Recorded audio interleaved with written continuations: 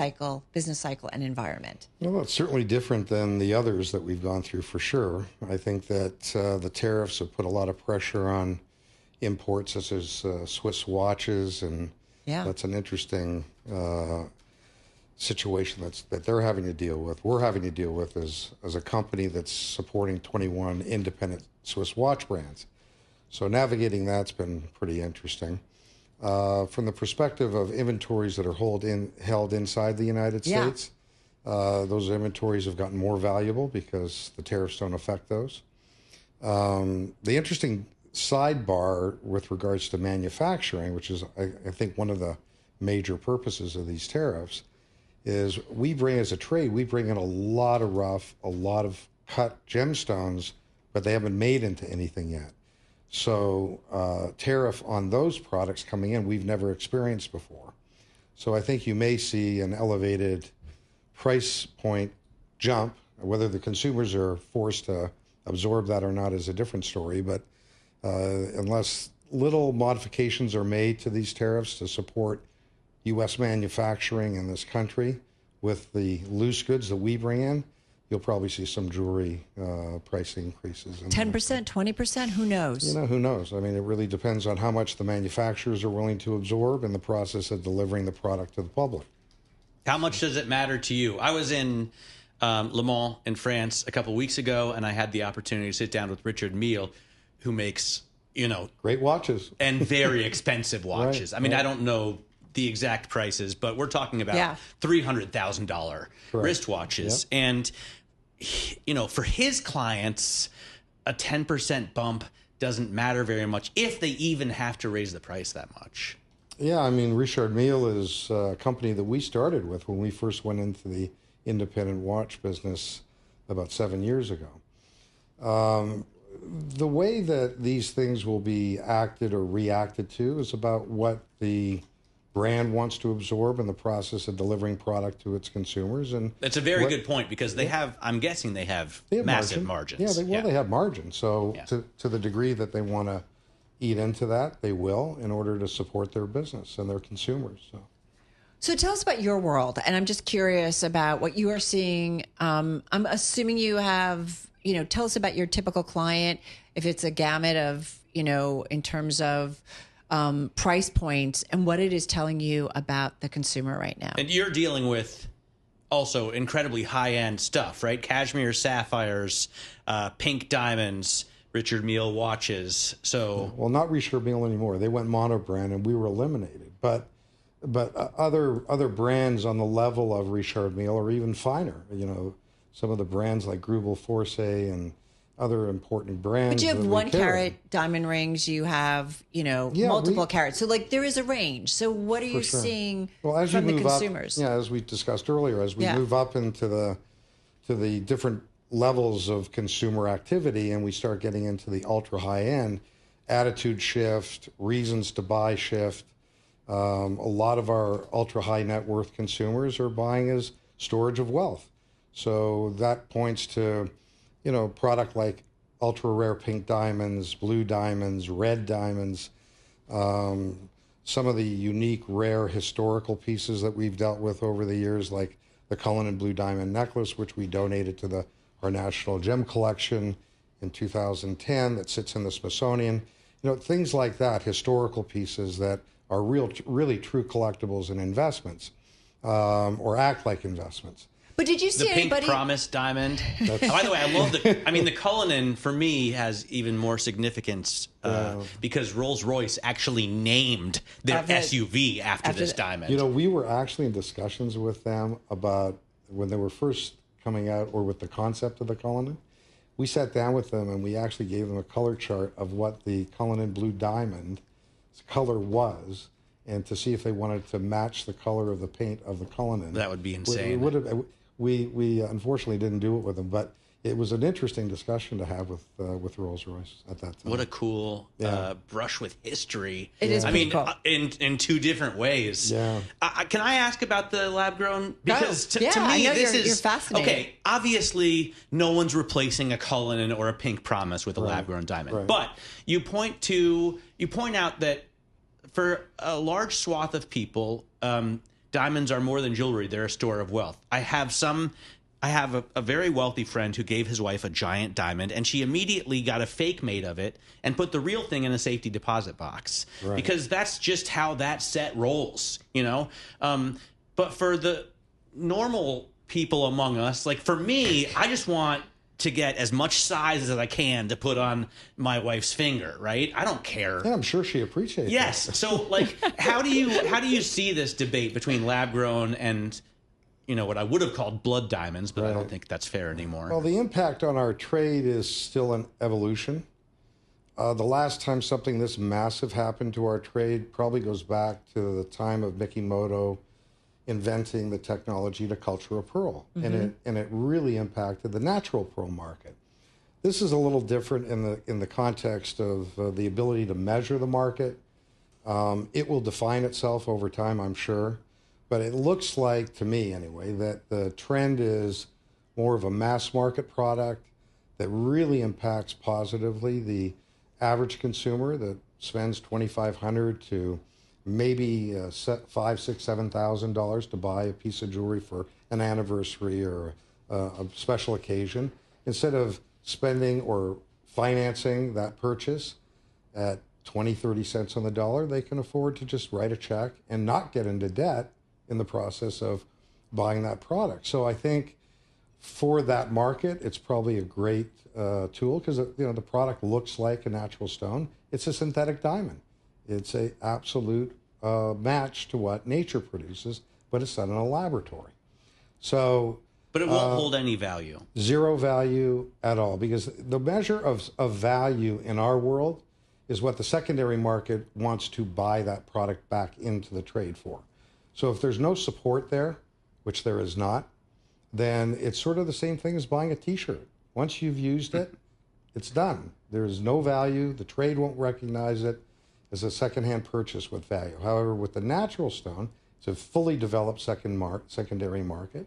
Estate jewelry is bought and sold every day in massive volumes, along with metals. So the alternative, again, going back to the Mikimoto experience, is there is a market for Mikimoto cultured pearls or cultured pearls. Mm-hmm. But that's because they farm them. It's a farming process that does have the risk associated with not producing the product. So as a farming process, the trade recognizes a value, but it is definitely a different marketplace than the natural pearl market. It's massively different. Natural pearls in a big size can be worth millions of dollars as a pearl. And nothing even comes near to that with a single pearl in the cultured world. So I just want to mention, forgive me, this is like totally unrelated, but it does look like that there is a partial verdict in the trial of P. Diddy. So we're just kind of tracking that and waiting. I guess he probably likes the rocks too. He probably bought a few diamonds or two. So we'll bring that to you as soon as we know more. It's not really a Bloomberg story, Sorry. Right? P. Diddy. That's more of like, switch to TMZ if you want more on this. I know, but we are a news organization. No, we cover fair, a lot of stuff. Fair. I am curious, Stephen, because we talked with some folks in the high-end real estate, and that when there was the turmoil in the marketplace and we saw stocks sell off a lot, that people were pulling back from buying property. And these are even wealthy, like we talked to high-end real estate. Right. Did you see any kind of slowdown amid the market volatility? Some. Yeah. Yeah, for sure. Because we are also a wholesale business as well as a retail business. So we saw a lot of resistance slowdown in our wholesale side.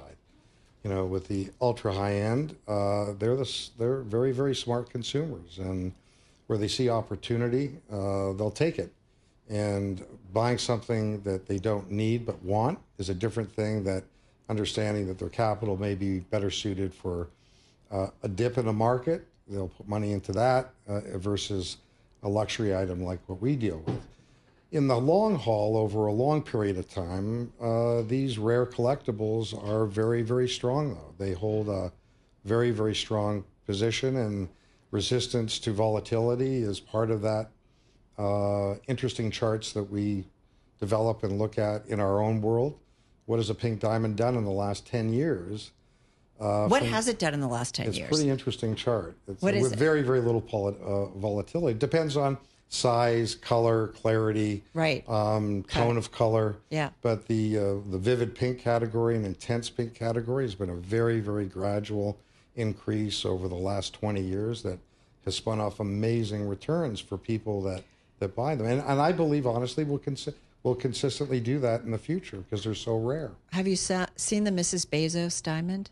I didn't. I did not. It's, I think, like 20, 30 carats. It's pretty wild. I want to ask about watches because, on Wall Street, I think there may be some lack of creativity. So the guy that makes, his first 10 million is going to go out and buy something from AP or Patek Philippe, but not necessarily Grubel Forsey or MB&F.